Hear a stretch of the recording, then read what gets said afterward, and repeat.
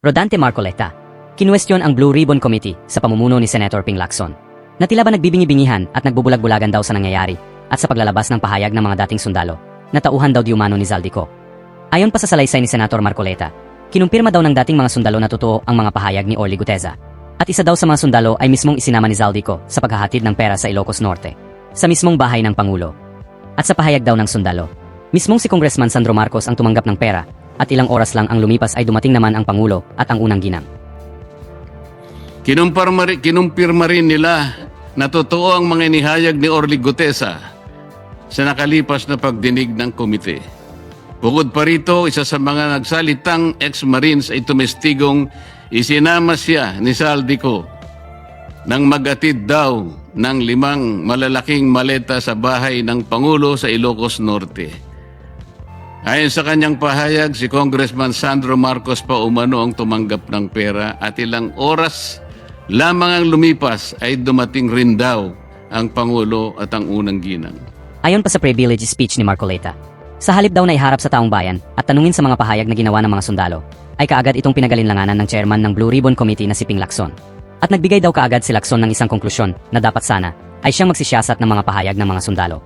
Sinabi rin ni Marcoleta na tila pinagkibit balikat na lang ni Lacson ang mga pahayag at hindi man lang binigyan ng pagkakataon na sumagot sa mga konklusyon at teorya. Mas mainam daw na lalong iharap sa isang pagdinig ang mga dating sundalo kung ang kanilang pahayag ay hindi kapanipaniwala. Kinuwestiyon din ni Marcoleta kung tinanong ba ni Lacson ang member ng Blue Ribbon Committee papagbasyahan niya na hindi magsagawa ng pagdinig. Pero ano po ang ginawa ng chairman ng BRC?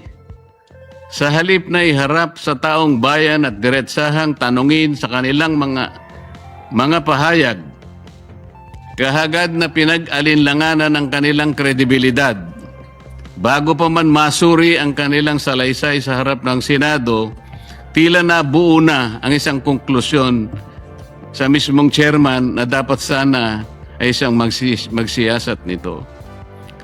Ipinagkibit-balikat na lamang ang kanilang mga salaysay nang hindi man lang binigyan ng oportunidad na sumagot sa mga konklusyon at teorya. Kung ang kanilang mga pahayag ay hindi kapanipaniwala, lalong nararapat na sila'y paharapin sa isang formal at pagdinig upang doon mismo masubok ang kanilang inihayag. Kinuwestiyon din ni Marcoleta ang Blue Ribbon Committee na kung ano pa bang patunay ang dapat pang ilabas ng mga sundalo para lang sila ay pakinggan. Dagdag pa ng senador na matapang daw na nagsalita at handang tumestigo ang mga ito ayon sa kanilang nakita at saksi rin ang mga sundalo kung saan dinala at kung kanino ibinigay ang limpak-limpak na pera na laman ng mga maleta. At huwag din daw anya na hintayin na ang mga maleta pa ang magsalita. Sila ay matapang na nagsalita at handang tumestigo ayon sa kanilang nakita. Saksi sila sa kung saan at kanino dinala ang limpak-limpak na perang nakapaloob sa mga maleta, mga kahon at iba pang mga sisidlan na kanilang ginamit. Ano bang patunay pa ang dapat nilang ilabas para lamang sila'y inyong umpisang pakinggan? O baka gusto nilang ang maleta pa ang magsalita? Ayon pa kay Senador Marcoleta na kung ano ba daw ang ikinakatakot ng Blue Ribbon Committee sa pamumuno ni Senador Ping Lacson. Sinabihan pa ng senador si Lacson na ano na ba daw ang nangyari sa pagsunod sa ebidensya. O piling mga ebidensya na lang ba daw ang susuriin at ipipikit na lamang ang mata sa ibang ebidensya. Kaya ang tanong, ano bang kinakatakutan ng chairman? Ano na po ba ang nangyari sa pagsunod sa ebidensya? O piling ebidensya lamang ba ang susuriin at ipipikit na lamang ang mata sa iba? Sa tingin ko at sa opinyon ko, mukhang may pinagtatakpan talaga itong si Lacson. Ni ayaw niyang imbestigahan ang napakaraming testigo na magpapatunay na kung sino ba talaga ang punot dulo ng anomalya at garapalang pagnanakaw sa kaban ng bayan. Mas piniipili niyang imbestigahan ang mga maliliit na individual na walang kaugnayan at koneksyon sa Pangulo at sa dating Speaker Romualdez. Tulad ng mga engineer at contractor na walang direktang magtuturo ng ugnayan sa Pangulo. Pero pagdating kay Zaldico at sa mga tauhan nitong mga dating sundalo na may direktang ugnayan sa Pangulo ay tila ba lumambot si Lacson. Naging bulag, pipi, at bingi sa katotohanang nakaharap sa kanyang imbestigasyon.